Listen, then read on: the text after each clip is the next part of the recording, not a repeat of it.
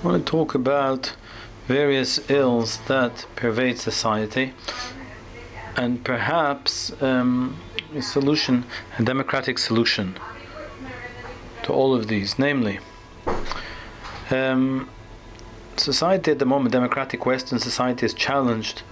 The coronavirus particularly is thrown up severe challenges to government, to maintaining, to keeping the whole fabric of a democratic society together. There are those who perhaps normally would not be anarchists, but now seek anarchy, and there definitely are severe social and economic strains that are trying to threaten or to tear countries apart. And even at the best of times, there's over the last 30, 40, 50 years, the heightened tension between what's viewed as political left and right has become, I think, exacerbated and more extreme, and caused a lot of tension, and it comes at the expense of the consolidated national sentiment, where everyone works ultimately for the benefit of the country. That's becoming less and less prevalent, and it's more the party. So let's try and understand that, and what we can do to remedy it. That's one malaise that is a problem.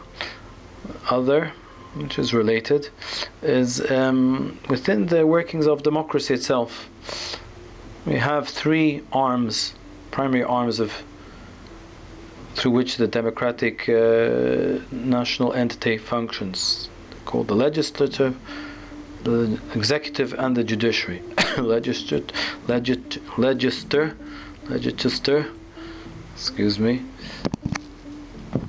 legislator, legislative body, elected bodies, all the representatives of the people. They decide the laws. That ostensibly is the seat of democracy. However, democracy also derived a notion of separation of powers, that not all the power should be consigned to one person or body. From the days of when there were despotic, tyrannical, non-democratic rulers who could basically do as they wished, were not subject to any rules, the doctrine of separation of powers developed that no one person could ever hope to reign in full power for himself. Therefore, the elected legislative body is only in charge of the legislature. However, they do not function as the judiciary. The judiciary has to be an independent judiciary, is a fundamental of Western democracy. It's independent. And the executive is the bureaucracy, the bureaucrats. They're the ones who are tasked with basically all aspects of the functioning of government.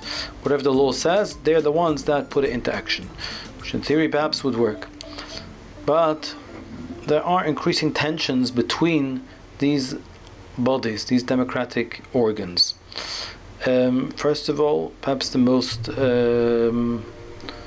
one that we're most acutely aware of is between legislative and the judiciary.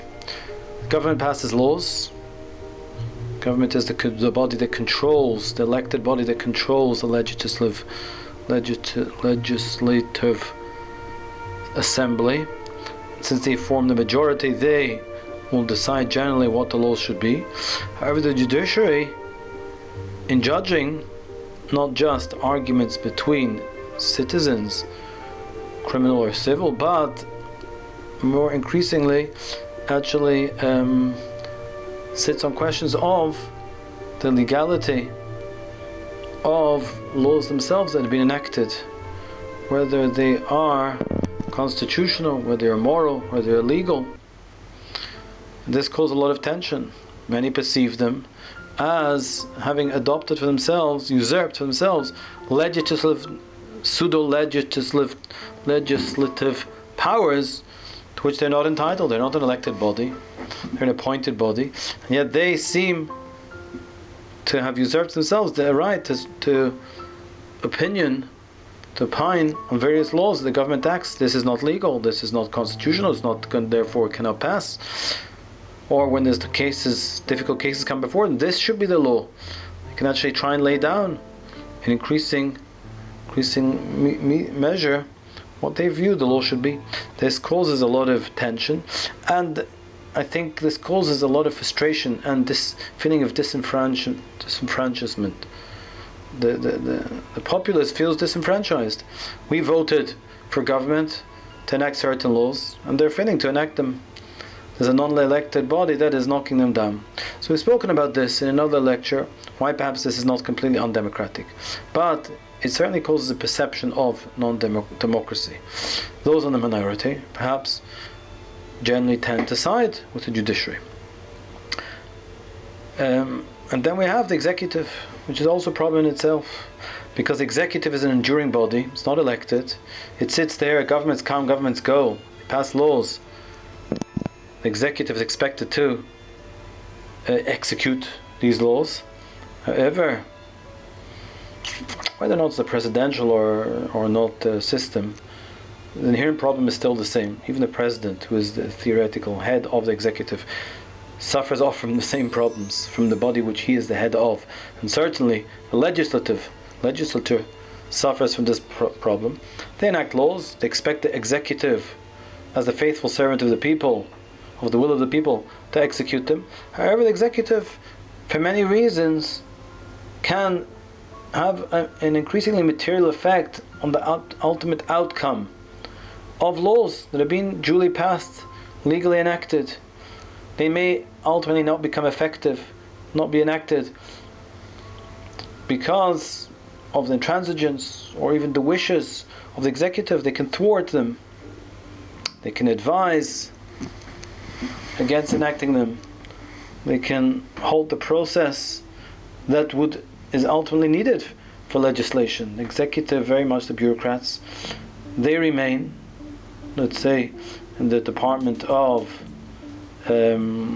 legal department, that aspect of the executive or those that aid Parliament in advising on legal matters itself, on creating new laws, on drafting new laws, on researching.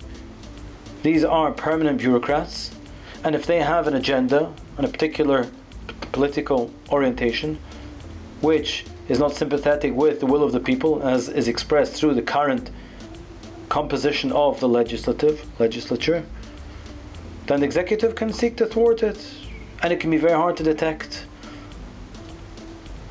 that they're actively thwarting democracy. They can have all sorts of justifications why this law is not progressing, why this bylaws have not been enacted, drafted, why this policy is not being properly effected and executed. And this in Israel, for example, caused a lot of ongoing tension. The government tries to pass increasingly laws that give it greater control over the executive, and then along comes the judiciary and says, no, these laws are an abuse of power, extra vires, you're not entitled to accord so much power to you, the legislature. And the legislature, Parliament, all appropriately or expected, as would be expected, turns around indignantly and says, I'm the people, I've been elected by the people. Who are you to say that this is the will of the people? And you're saying, no, some universal notions of morality and constitutional law render our will invalid. Who are you? So this is an ongoing tension, which threatens to, which undermines the faith that the population has in the system, in the legal system, in the parliamentary system, in the democratic system, which is a danger to democracy itself. Then we have the problem of the divisive nature of society, which goes together very much with sort of the increasing decrease, perhaps, in the level of political debate and political protagonists. It's becoming more and more, you see, like a soap opera. The most handsome, well-spoken, not necessarily the most well-educated, the most intelligent, the most moral, the most caring, are those that often come to assume the prime roles of leadership through connection, through wealth, not necessarily through their appropriateness for democratic leadership, which is why Socrates, I think, was not in favor of democracy. And we have like almost the cult personality. We look in Israel, look in America in particular. America's divided basically around the personality of Donald Trump, and that's not healthy for America. That threatens to divide America. His personality threatens to divide America. He maintains, and I'm a supporter, I'm a Republican essentially orientated. He maintains I'm just forwarding the values, the democratic values, the Republican democratic values that I believe in. And I'm being vilified for my views and for having won the election, for having denied power to the opposing faction.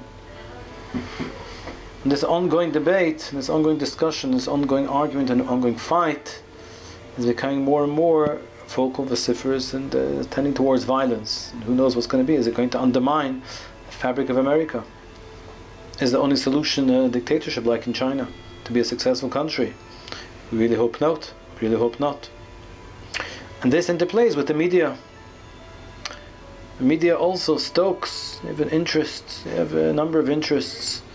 The primary interest is to be relevant, to be visible. That's where they're running a business. That's where they're going to be the most successful. That's their greatest financial interest. But there are many pseudo-political bodies that have a vested interest in directing and influencing and coercing the media. So it becomes slightly undemocratic. It's almost an organ of democracy, but it's very undemocratic. And there's a perception that this orientation is predominantly leftist, and they strongly attack the current incumbent Republican majority.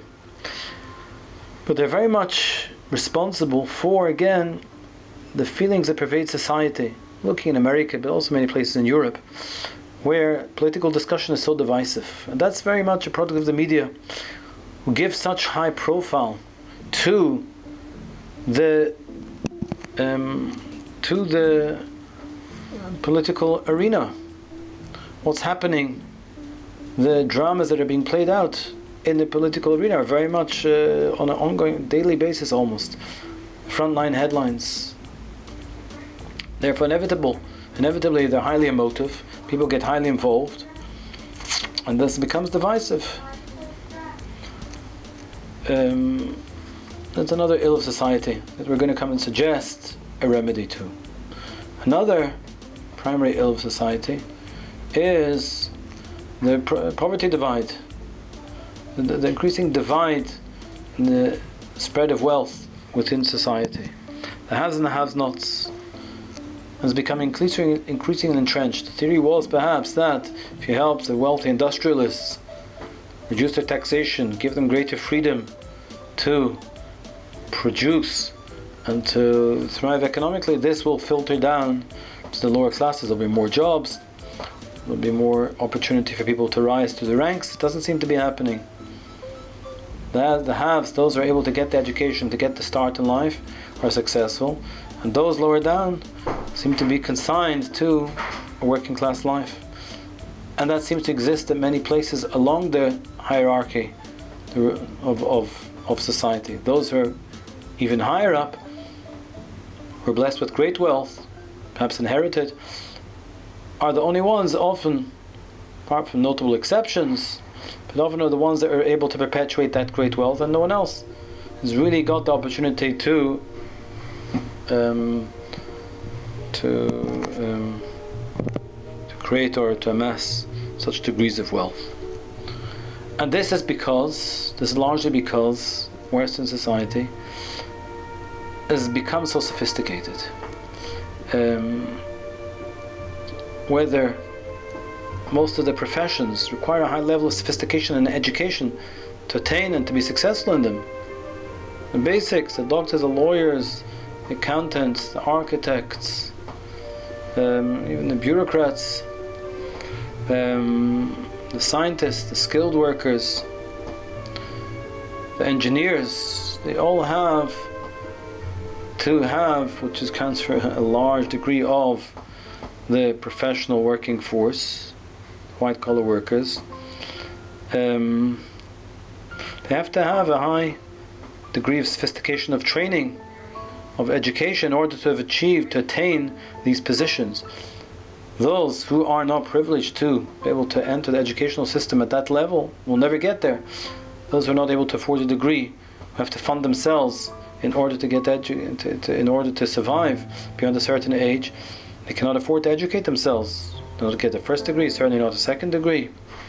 Therefore, naturally, they're going to be pushed out, and they're not going to be able to naturally climb the hierarchy, because they've been set back. They've had a setback. So yes, natural ability and sweat and persistence can sometimes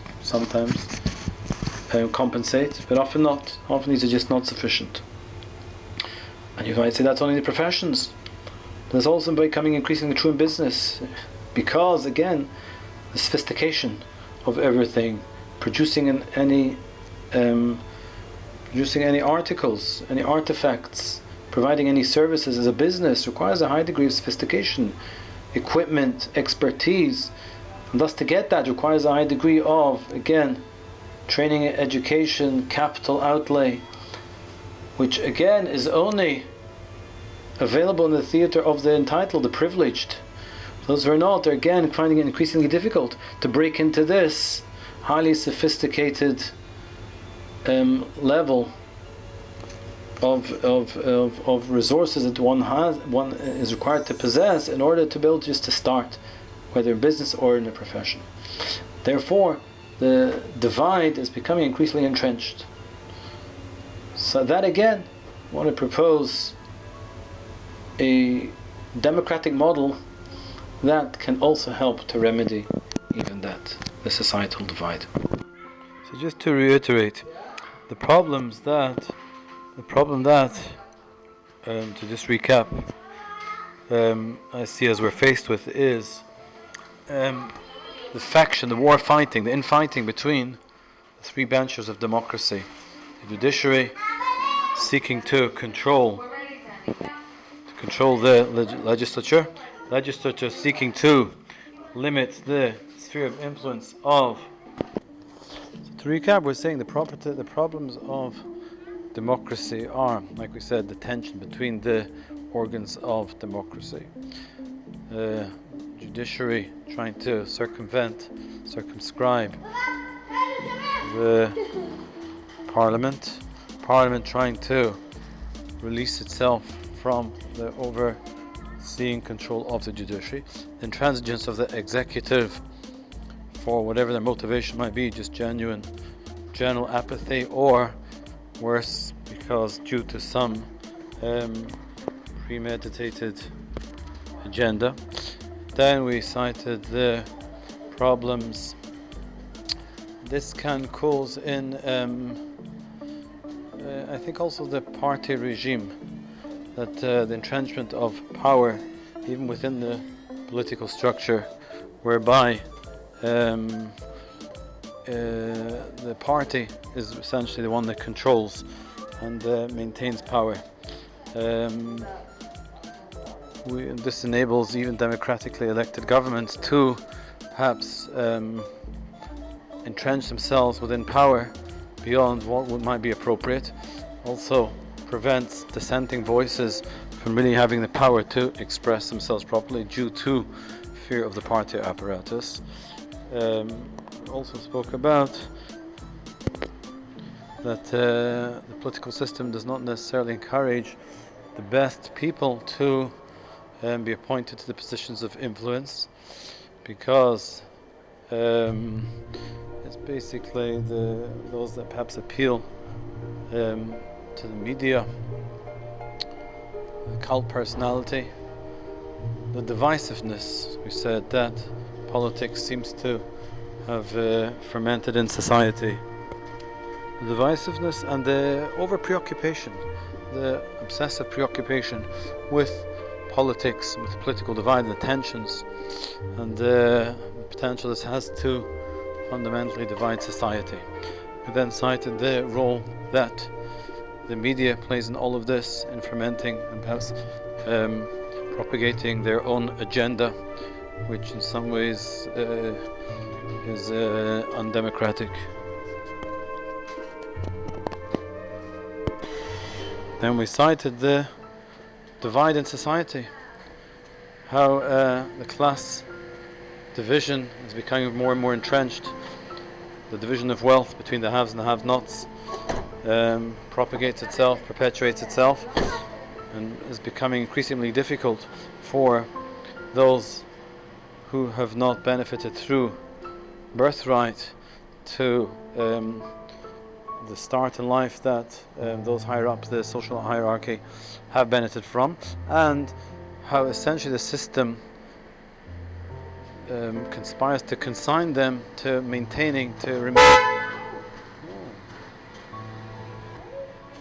remain in that state, because it's becoming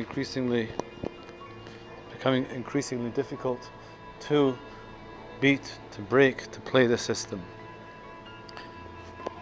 I would also point out over-specialization perhaps within a bureaucracy.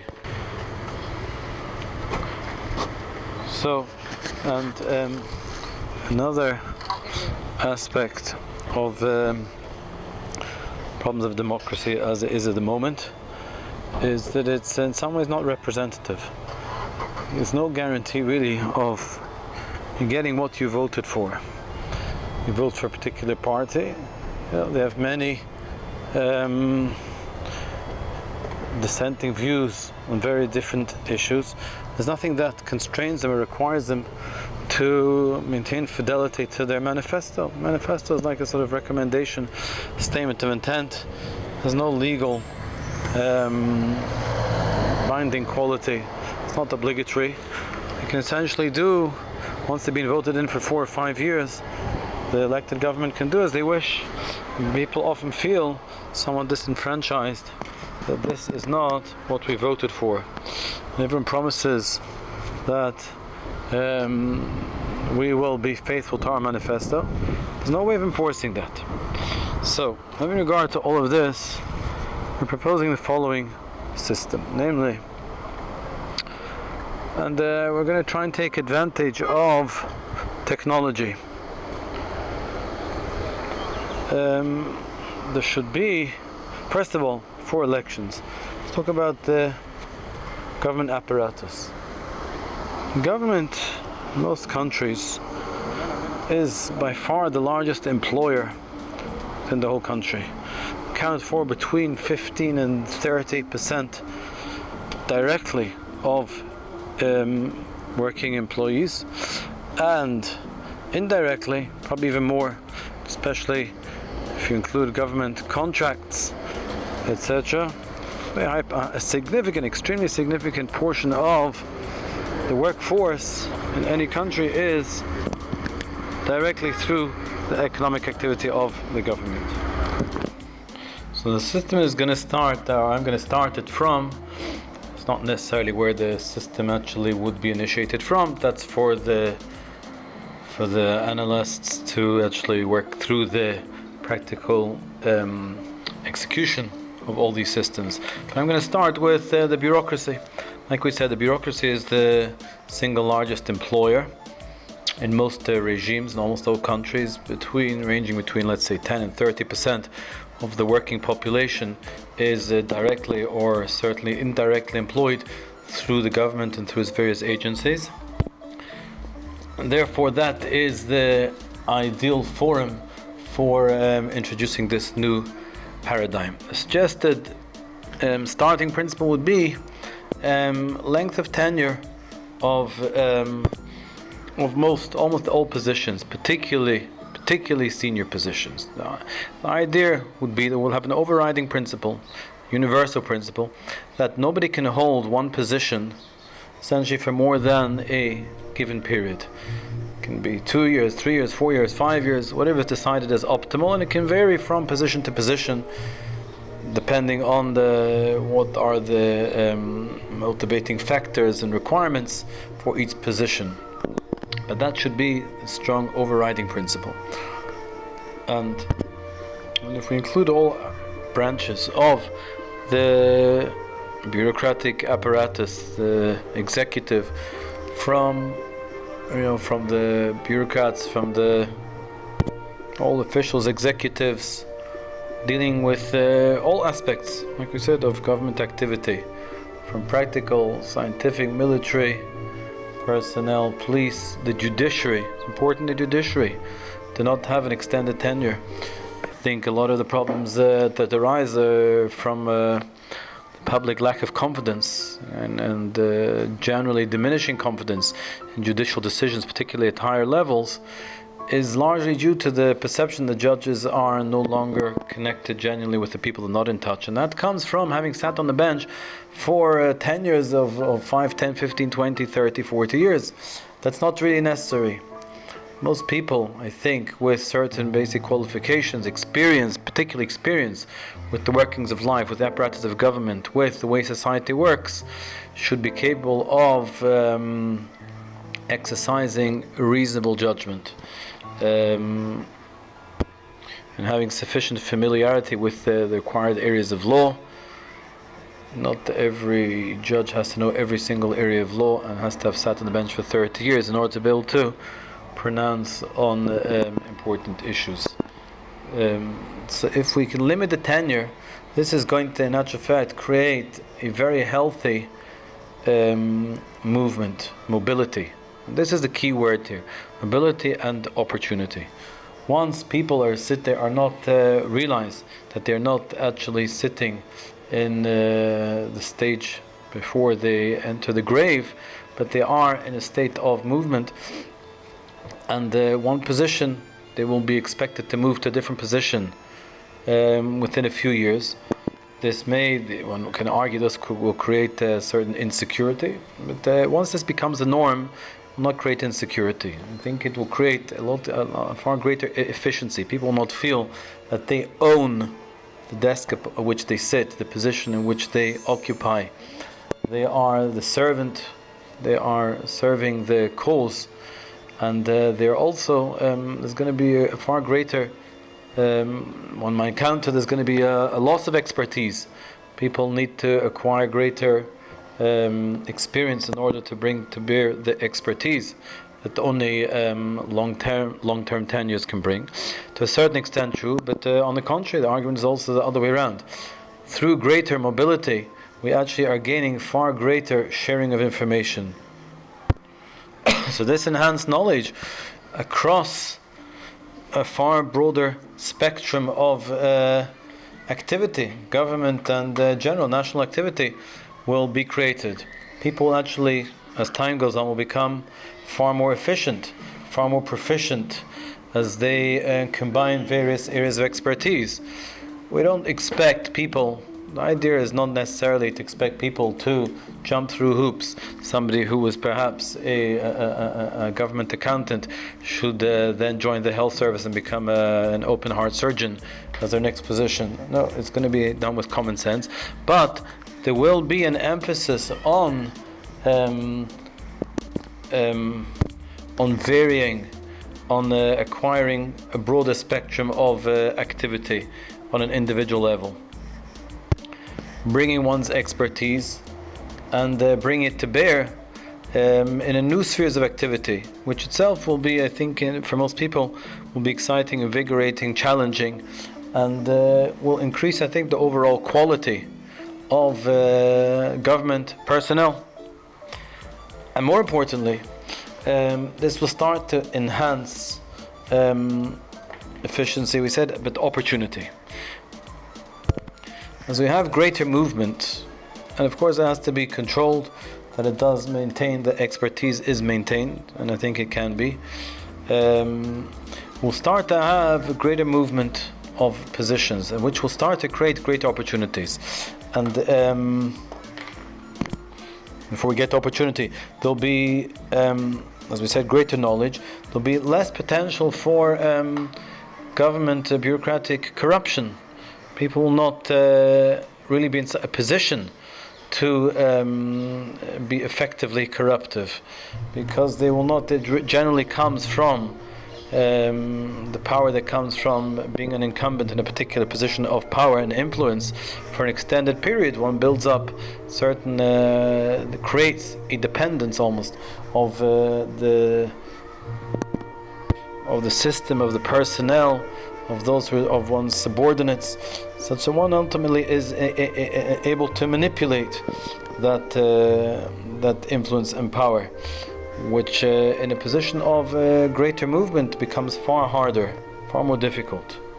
There'll be less power for the bureaucracy, for the executive to frustrate the legislature, to frustrate the will of the people. If some members of the bureaucracy feel that certain government policies are not appropriate, and they, as the system stands at the moment, they have far greater power to actively or passively frustrate them.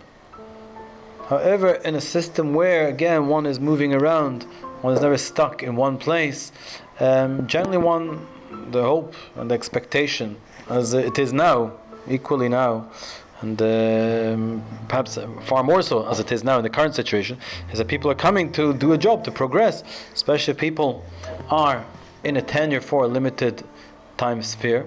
They will have greater incentive to prove themselves, to excel, as they prepare themselves for the next step.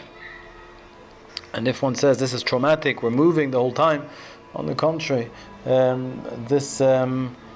one develops the skill of readapting, and it does not become a trauma every 4 or 5 years I have to move, because on the contrary, I know that I'm moving for 4 or 5 years, I'm going to be in a place 4 or 5 years. Not every position will be optimal, but it's a maturing experience, knowing that I'm here for a certain amount of time, can make my mark, I can excel, and after that I can move on and progress, bringing my combined experience and expertise.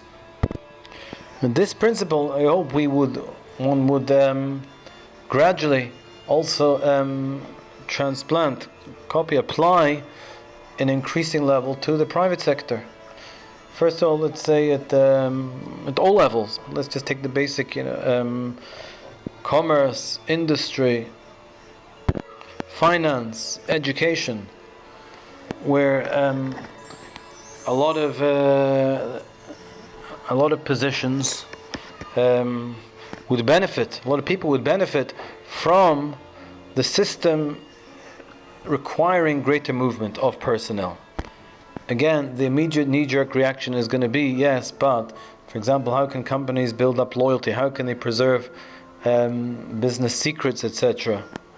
So first of all, it's going to become universal. Everyone is going to be subject to the same system, and therefore we're all playing under the same rules. All companies, all businesses are subjected to these expectations. But again, overall, I think it's going to create greater efficiency. There's going to be less fear, I think, of authority, less inappropriate fear of authority. Somebody who is subordinate to perhaps a difficult or even abusive boss, the life is very difficult. However, in a system where people, where the positions are slightly more transient, there's less opportunity for a person to feel in a place of authority, even within the private sector, that he's in a position to really be abusive and to manipulate his power without fear of the consequences. And also people will be less subject to the whims of a difficult boss, because there's going to be a natural trend of movement. People will be moving with far greater frequency from one position to another, and the way this will be sort of encouraged and gradually and enforced, encouraged through incentives, through taxation, through legal requirements, etc. This will create a certain amount of bureaucracy in terms of enforcing this system. But the overall efficiency, I think, that it will lead to far greater usage of resources, private and public. We're going to see people in all spheres pursuing careers that it'll be far easier to pursue one's dreams and not to be so frightened by choices. You can take this opportunity, take this job, take this career, take this educational path, whatever it is.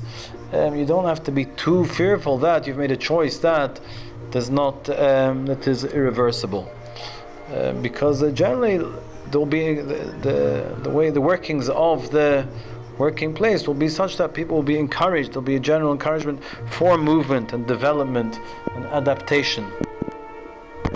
Far less people will become entrenched for their and for others' benefits, the benefit of others. I think this will help to avoid, for example, we see in educational institutions, a lot of politicization, which comes largely from the failure, from entrenchment, from people sitting in positions again of power in academic bodies, where they are, as time progresses, they are able to bring to bear their own political inclinations, their own political agendas to far greater extent. Whereas once movement is being encouraged, this will be far less feasible. However, perhaps I think on an economic level, one of the greatest benefits is going to be in the divide, the economic and social divide that exists in society. That, as we saw, that people have very much become entrenched, become stuck at the bottom of the social and economic ladder. Lack of opportunity, lack of resources does not enable them to really get on the ladder to start climbing and building themselves up.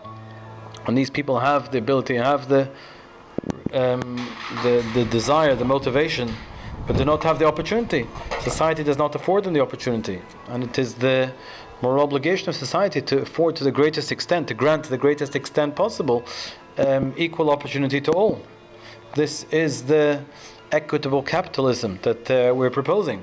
And how is this going to work? Once you have this far greater dynamic workplace, so naturally there's going to be a far greater availability of positions, which is going to mean that those people, for example, starting, who have no opportunity, do not have the opportunities to break into the workplace, to get the jobs, to get ahead, there will be far greater number of openings at all levels of industry and commerce, which will suck everyone in. Everyone will get an opportunity, a certain level to break in.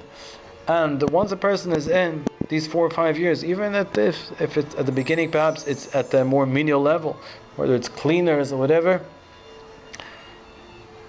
But the mere fact, I think, that a system that will encourage movement and mobility will naturally lead to those who apply themselves diligently and properly to utilize these opportunities.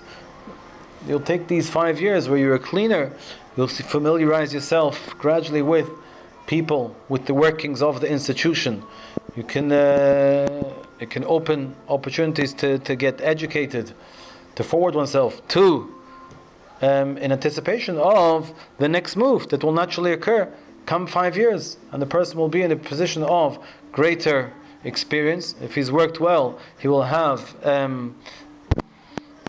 the positive recommendations of those with whom he's worked for this period to back him up, and this will lead to employers along the line who will be keen to give him an opportunity as their requirements for filling vacant positions open up at the same time.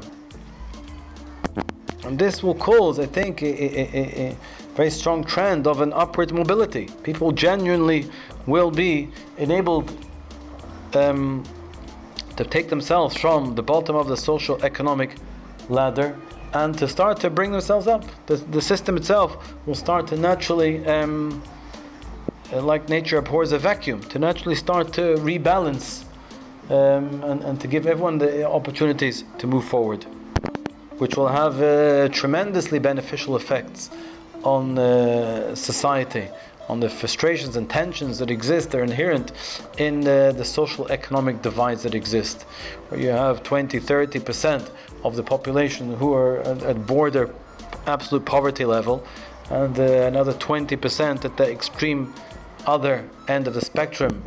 It's a very high level of living, and the frustrations that creates, and a large middle class who has to fight to make out economically.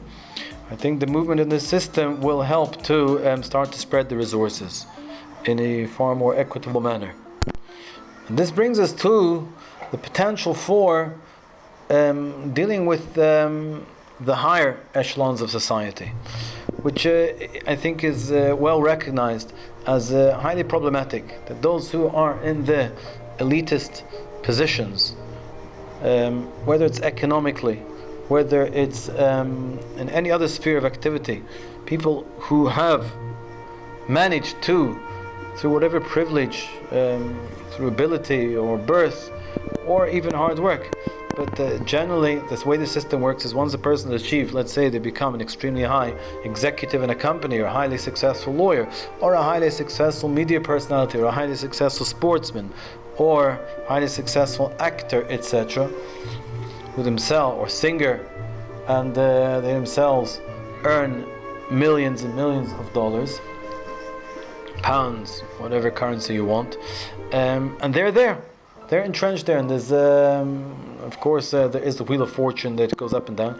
but essentially it creates a sort of one in a lifetime opportunity. Once one ascends that rung, that ladder, one sort of reaches the plateau, one stays there and looks down at the rest of society who have not been privileged to be placed in this pedestal. So the system we're creating, I think, will encourage those measures that are often talked about, but that are viewed as perhaps too extreme.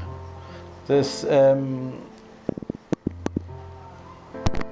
let's talk in terms of wealth, which is perhaps starting at a rather extreme point, but there is a feeling that those who obtain extreme wealth, you can call extreme wealth whether they have a net worth of 5 million or 10 million or 100 million or $1 billion or $10 billion, whatever, however you want to pitch it, and probably it should be graded.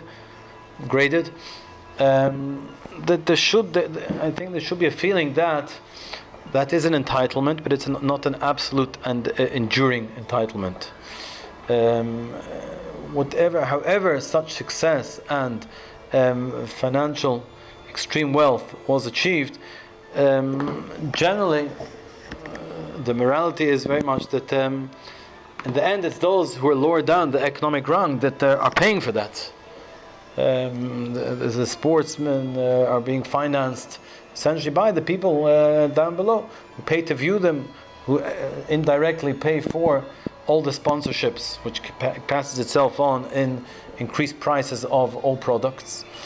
And if a sportsman wants to charge essentially his sponsors like $40 or $50 million a year, the consumer is going to be paying for that in the increased price of whatever it is, Coca-Cola or whatever it is, or cars. So the system, as we've described, it is more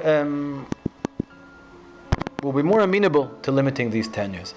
You might say, for example, as we said in terms of wealth, there might be an extremely high taxation, let's say, for a person holding wealth of a certain amount, whatever is 5 million, 10 million, 100 million, a billion. Beyond that amount, whatever is decided as appropriate, there has to be a very high taxation for that wealth. And normally under current regime, that's viewed as an extreme measure of the state interfering. And one can understand it. It's interfering with one's freedom of fundamental freedoms. However, it also marks the holding of that wealth, also represents a fundamental inhibition of the freedoms of others to enjoy that wealth. And just because a person achieved, through whatever means, a certain amount of wealth, it was very much through the apparatus of society that enabled them to achieve that wealth, and therefore there is a debt owed to society, and that has to be, in the current regime, society does not morally countenance depriving, in inverted commas, people of that earned wealth. However, in the regime we're proposing, which is a more benign, a more equitable capitalistic regime, it's more appropriate, can be viewed as more appropriate and understood. I think people will understand that this is appropriate, that it should be sharing the wealth, and beyond whatever is the $5, $10, $100 million, they should be taxed at whatever is 70, 80, 90% should be returned to the system. Also, that's in terms of the absolute financial wealth, but also in terms of opportunity. The top footballers, the top sportsmen, there should be a limitation to the tenure that a person can hold these top positions. Yes, there'll be questions about how should that be enforced. Should it be enforced legally, through taxation, through incentives, etc. But again, there are many, many promising actors, sportsmen, broadcasters, financiers, managers, who simply do not have the opportunity, are not given the opportunity, because those who occupy those positions are basically there. They move on from being influential sportsman to movie star to presenter. The system basically looks after itself.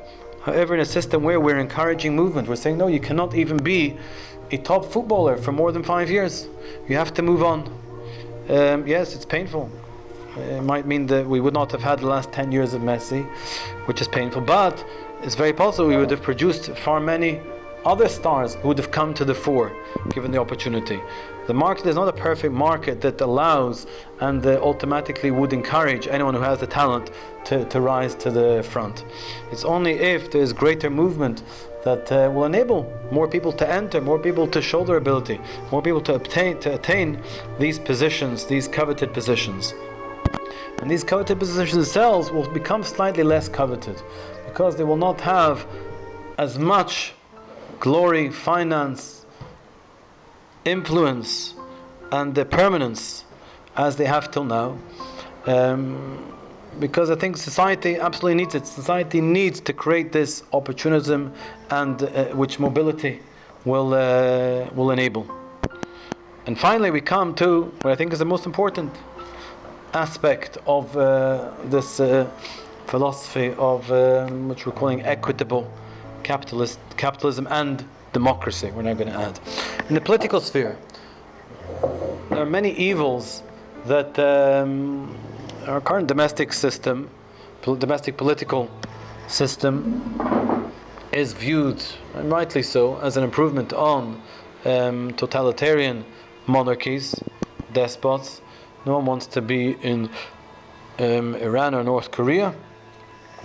However, even the democratic system itself has the evils that it's a system that's increasingly enables the haves to play the system, to maintain the system.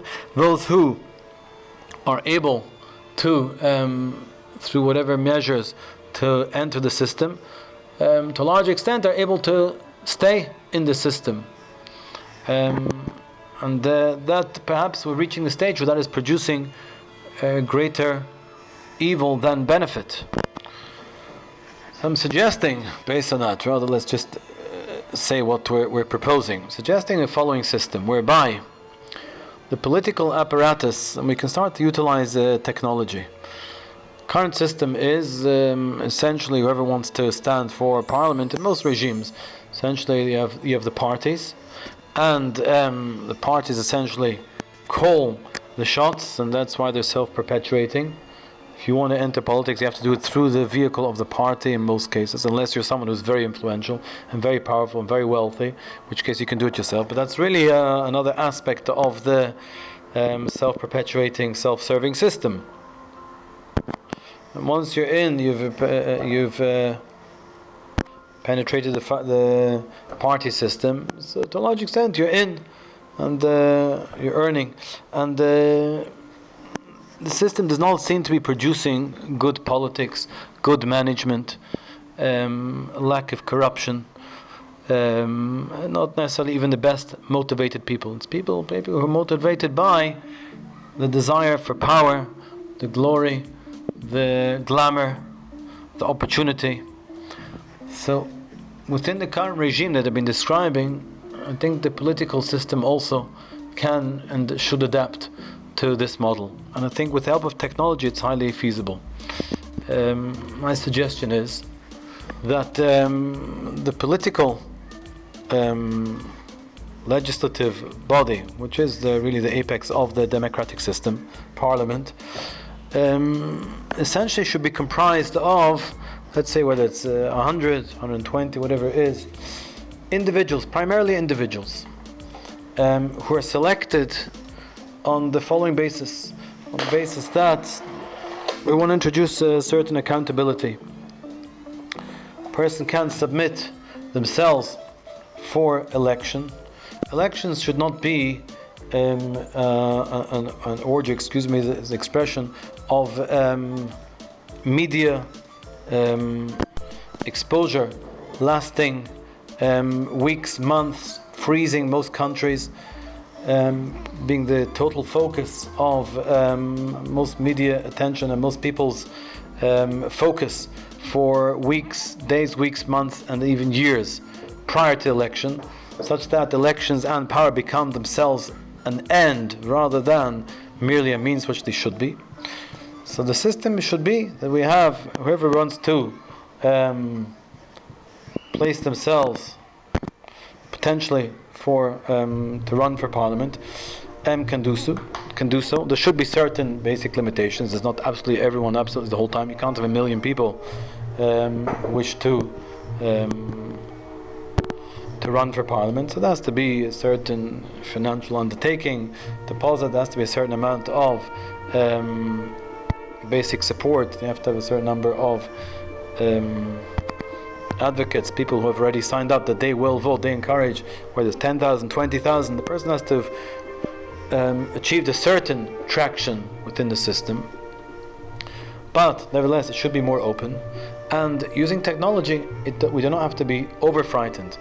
System basic, the principle, the way I conceive it, would be that all the potential candidates will submit, there will be a questionnaire that basically can be 20 or 50 or 100 fundamental questions on fundamental issues that are perceived as the primary issues that are affecting the country in all spheres of activity: economics, politics, military, religion,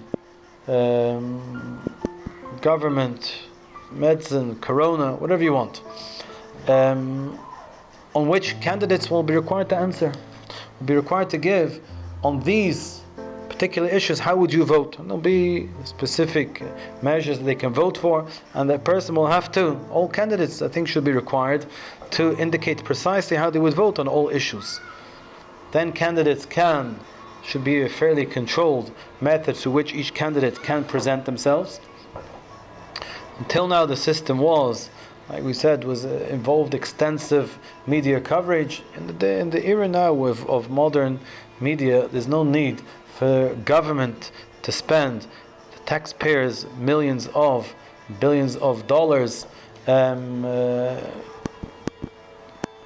helping to promote potential candidates, to promote their agendas and their looks and their glamour, in an effort to try and seduce voters to vote for them. It should be far more, again, the system we're talking about is a less glamorous, glitzy, a slightly better, more functioning, more practical system, whereby, like we say, the primary or one of the primary tools for getting to know the candidates is that they have submitted this list of exactly how they will vote on various issues. They can create short documentary about themselves, who they are. There should be various resources that people can research. That's A. B, importantly, we're going to use technology. I think we're at a stage where elections can be run. I think it's done in Switzerland, through technology, that maybe through what are there encrypted email, or a person can vote. People can be sent magnetic voting cards or whatever it is, with security or biometric, whatever it is, that can be done almost online, or perhaps using lawyers. Now points 2 and 3, which will tie in with this. So essentially the vote would be, I was discussing that can be done. I think the idea should be to trend towards electronic online voting system, for the reasons we're going to elaborate in a minute. It can be done either each person, or maybe it can be done through various professionals, can register votes for people, whether it be lawyers, maybe even doctors. I think we're at the stage where technology can enable this to be done on a fairly secure level. And yes, there will be those who, and why am I suggesting this? It's part of the system of reducing the overall glamour of the system, taking a lot of the glamour out of it, making it slightly more practical, realistic, as a means rather than as an end. That's point 1. So as I said, a person will decide who they vote for. They'll perhaps look at the list of candidates. They'll look at and it's possible it can be combined with a party system. My feeling is that there should be less reliance on a party system. More the individuals will be working, and who will be readily held accountable, perhaps even legally, through having expressed very clearly what their intended views would be on many of the pertinent issues that are going to be voted on during their candidacy in the parliament. One will see there'll be online videos where they introduce yourself, so one can choose which candidates one wants to the extent that one's interested. One can choose which candidates one wishes to investigate slightly further. The resources will be there, everything will be online, available to everyone. The technology should enable and facilitate this. We don't have to have these bombastic commercials that cost millions of dollars to produce, to air, which everyone pays for, which no one needs in the current regime. And on the contrary, in taking away that aspect of it, that glamorous aspect, we're going to have people who are going to be there more to do the job. People are coming who genuinely believe they want to make things better, not those who are furthering an agenda, perhaps an egoistic or an agenda of personal power and gain and influence. That's point 1. Point 2 is not going to cause a bit of surprise, but within the regime we've been suggesting, I think the tenure of all these politicians, and you're going to have to wait to point 3 where you're going to see why it's not a problem, as you might think it will be a problem. Point 2 is the tenure should be for a year. Maximum 2 years, I think generally a year. A person can be a politician, can decide the future of the country for a year. That is essentially the maximum tenure. Maybe can be certain exceptions. Maybe if a certain politician acquires an overwhelming majority of votes, maybe that entitles him to an additional year, perhaps. Has to be thought about. But essentially, I suggest a year and a half, maybe 2 years, ideally 1 year. So that elections themselves become far less of a traumatic event in which the whole country stops, and rather becomes like managing any other sort of it's like the managers of any cooperative or cooperation, where these privileged positions, those privileged individuals who are given the power to determine the constitution and the laws, etc., they're there for a limited tenure. During that time, therefore, one will expect that they will be acting, first of all, in accordance with the principles that they themselves have clarified, and essentially they'll be voting, they'll be there to vote. The argument will be raised that it takes time just to learn the profession of lawmaking.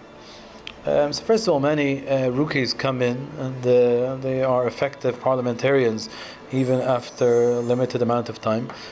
If the primary work of the parliament is essentially actually voting on the laws, deciding what the law should be, then within a year one can certainly express one's opinion as to what the law should be. Over the course of a year, on the various issues that will arise, one can create law initiatives. There will be perhaps a greater involvement of bureaucracy, expert bureaucrats who will help the system, facilitate the system to run. The bureaucrats, executives running where the State Department, the legislature, the law was running the legal departments, legal advisors, etc., parliamentary aides. They will all be. There will be a greater need, and perhaps this is an appropriate separation of roles. That there'll be more, as we said, more active help coming from legal aides, bureaucrats, executives who will be advising more, will be providing their professional expertise to enable the politicians to be more effective. However, they will be in less of a position of power to inappropriately affect the workings of the politicians. First of all, because by the system, we've said the system is not going to be a system where you've got the same permanence under secretary, whatever it is, there for the last 25 years, who he decides what the vote of his particular minister should be in every issue. Not at all. The minister has made it clear what his voting is. He's not bound by necessarily parties, he's bound by conscience, as is expressed in his documenting how he would vote on the various issues at hand. And the executives are there to help, to provide the information, the research, the committees, and the charge is going to be leveled. What about continuity? What about long-term initiatives? Country needs to have a certain long-term stability, long-term economic and political direction. So first of all, I question that. Is it healthy really for a country to every 4 years to really engage in an existential self-questioning, which direction should I be taking? And because some various factors, the vote goes a particular way and the country takes makes a move to the 180-degree opposite direction. Which usually doesn't quite happen in such an extreme, but it's constantly changing. And in a changing world, it's really not practical to say, yes, we're going to have initiatives that are going to be running for 10, 15, 20 years. That's A. B, there will be initiatives that are in for 5, 10, 15, 20 years. But these initiatives, to the extent that they're important, there's going to be a fairly broad universal understanding and agreement that these are important initiatives. If the various government projects and initiatives and social projects, tax initiatives, whatever it is, in all spheres, military expenditure, borrowing, whatever it is, if these make sense, then the current legislature, who's there for basically a year, as expressed by the will of the people who've put them there to express their view on these issues at hand, essentially these will be reflected in if an initiative is being successful, then essentially the people will vote in the people who wish to continue this for another year. And on the contrary, this will enable an ongoing assessment of the appropriateness of continuing various ventures. And more importantly, this will remove the strong factor of politics that will often undermine certain initiatives that, for example, might be highly desirable, but because politics dictates that the other side initiated this, therefore we are forced into a position of rejecting it, and very important, certain important initiatives will not be continued.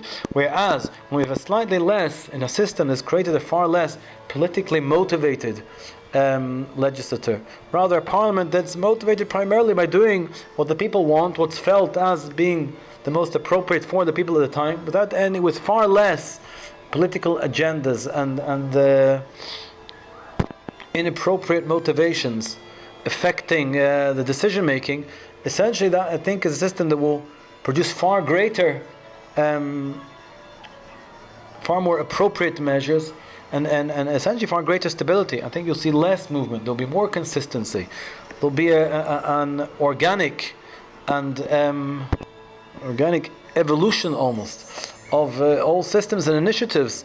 Sort of those that are successful and worthwhile will be perceived as being so, and will through merit will be continued, and those that are in actual fact unworthy will not be continued. And essentially there'll be less room for extreme knee-jerk proposals to be initiated, because most people, one expects, they will be reflecting to a far greater extent the common knowledge of the people.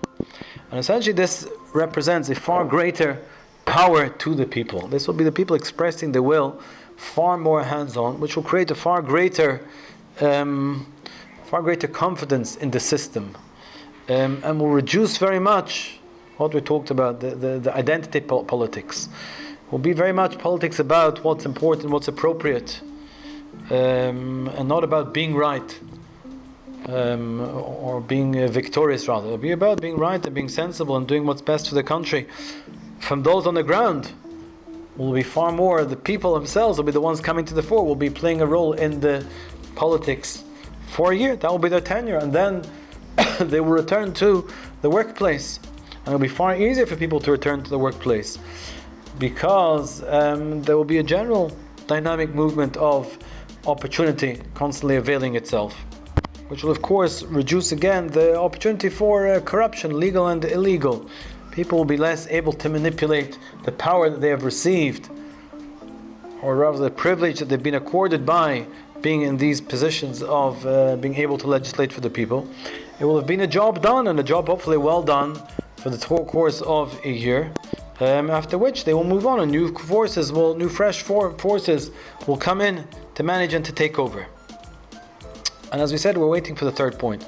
The third point is that, yes, this does place a certain amount of limitations. If you have 120 freshies who really have no experience in the workings of government, and they're expected within a year to find their feet and legislate appropriately, even given all the preparedness and safeguards and support that we've mentioned before, nevertheless it is an issue. And therefore I'm going to suggest that the following is partly how the system should work, again to take out a certain amount of the glamour, the power politics of the system. I think there should be a requirement that those standing for this parliament, this tenure, have to have worked in government for 10, 15 or 20 years, whatever is deemed appropriate. This does not mean, again, the rule of the bureaucracy, of the executive, by no means whatsoever.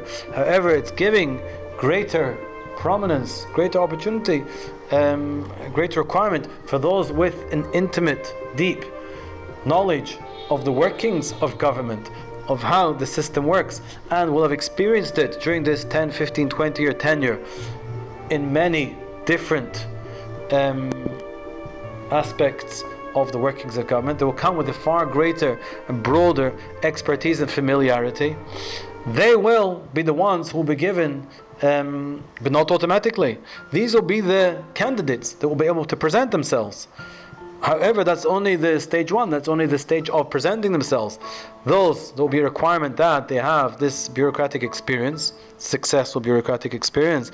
They will have to have been honest and successful and recommended, etc. And one will be able to readily, and they will have to submit their record for intimate review. There has to be a lot of freedom of information. And there will be a lot of information, because it'll be very hard to cover up. It's a system that facilitates, I think, freedom of transparency and freedom of information. And they will be the pool from which will be drawn a large portion of the potential candidates, let's say 50, 60, 70, 80%, whatever is deemed appropriate, from this pool of expertise, government workers who understand, or maybe also from other spheres that are deemed appropriate, maybe science, military, whatever. There will be the system can sort of design itself such that it automatically incorporates a certain amount of expertise from various fields, which will help to provide greater representation. And however, that's just in terms of the background, the expertise. After that comes the political orientation. What are your views? you Democrats, you bureaucrats, on the issues at hand, and you'll have to present yourself, and you have to present exactly. You'll have to answer like anyone else the questionnaire. How do you vote on these 100 issues? And it's going to be very transparent. We know what your views now, and you'll be required, obviously. This is the enforceability of this transparency. When you vote on issues during the year of your tenure, you're going to have to vote very much in accordance with the principles that you've clearly articulated in presenting your manifesto. And the manifesto itself becomes not just a general sort of statement of intention that can be interpreted and acted on, really stands for nothing much. Like, yes, we want zero taxation and benefits for everyone, which anyone can say. That's not really meaningful.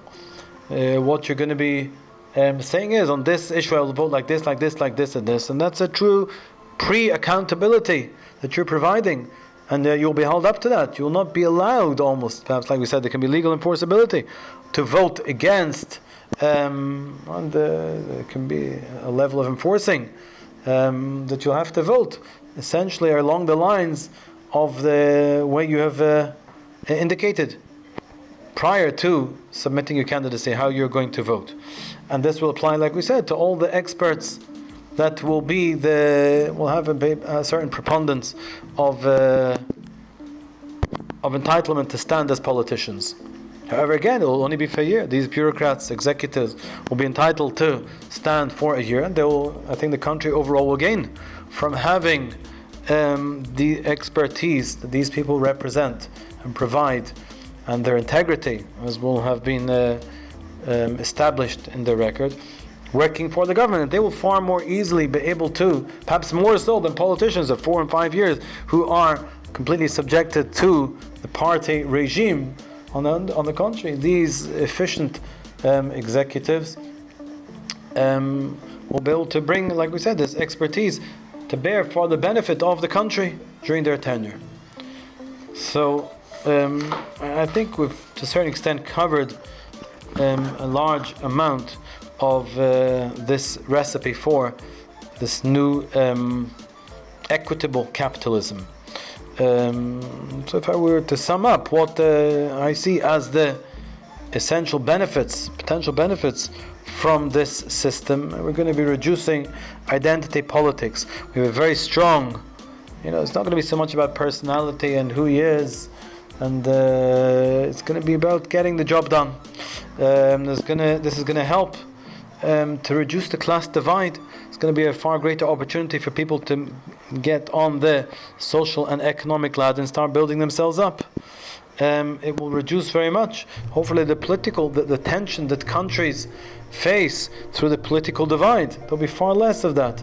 There'll be a system that basically we're here to manage the country along the lines that the people require. There's far less, politics is not far less of a glamorous end rather than a means. We're going to heighten, I think, bureaucratic efficiency. We're going to stop bureaucrats. We're going to stop the judiciary from overreaching their spheres of influence. They're going to have less will to do so, because they're not going to be entrenched. You're not going to have the same judges and bureaucrats sitting in the same place for endless years. You're going to have a judge for 4 years, 5 years, then he becomes, he can go into industry, or he can join government perhaps, and vice versa. There's going to be less opportunity for corruption and inefficiency, and people will not feel in certain positions of influence that they own the power and they are entitled to manipulate the system. Not entitled to, but able to manipulate the system. There'll be less opportunity for that.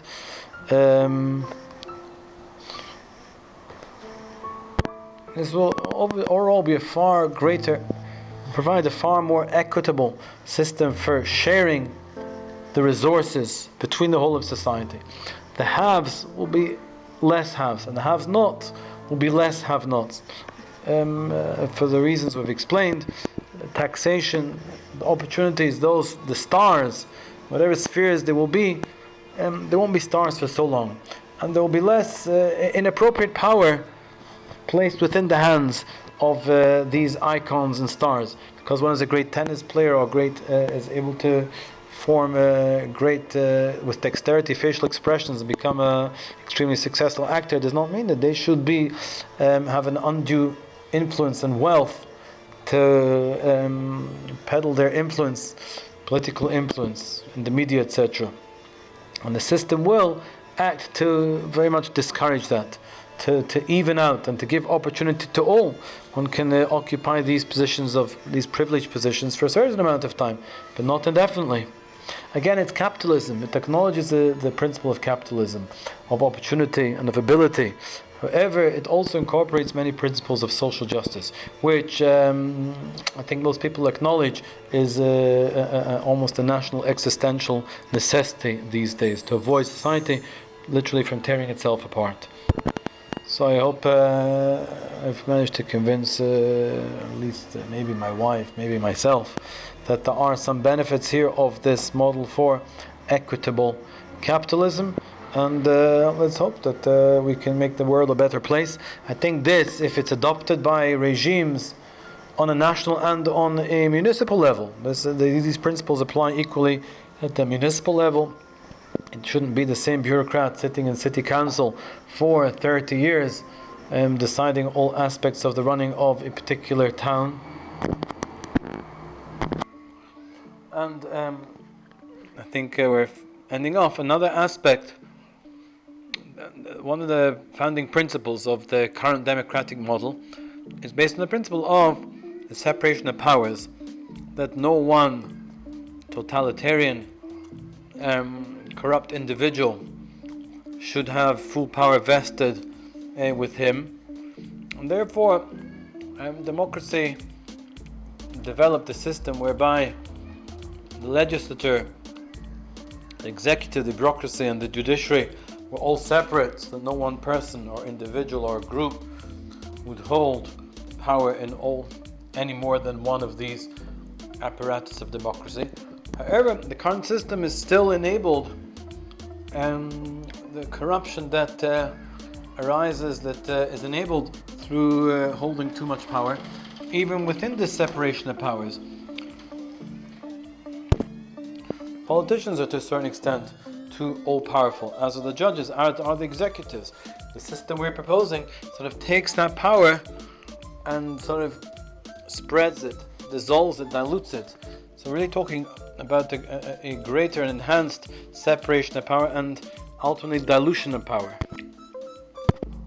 It really represents a retransfer of power from those who actually hold the power, who effectively control in politics, in legislature, in the judiciary, and transferring it very much back to the people. It's really an enhanced democratic model. It's closer to a true democracy. And this will also have effect, I think, as more regimes, if they do, I hope that they do start to adopt this model, this will have an effect of creating this atmosphere, this expectation that, yes, power ought really to be vested with the people. This will make that, I think, these totalitarian, corrupt regimes that still exist in the world are going to find it more difficult to maintain themselves and in any way to claim a legitimacy and a moral right to rule the people under such conditions, when the democracy is moving towards the opposite direction, in which far greater expectations are being expressed by the people in terms of their right to be involved, and less control vested within groups, or especially with individuals. This can viewed as a very powerful effect in spreading further democracy, which maybe the Western view is that democracy has done its work, it's been brought to the people. But as we've seen, to a certain extent this is an illusion. So we're sort of almost like continuing the democratic revolution and spreading it, but in a benign, of course, way, and in which the idea being that there's not a system here for people to manipulate, and sometimes the revolution itself is the means through which the system is manipulated. The communistic revolution, Marx was very focused on the actual process of the revolution, and inherently he required people to be in positions of great prominence and power, in bringing power to the people, which resulted in the greatest form of totalitarian and corrupt control. So the idea here is that this should not at all should be an organic development of the system itself towards this enhanced democratic system.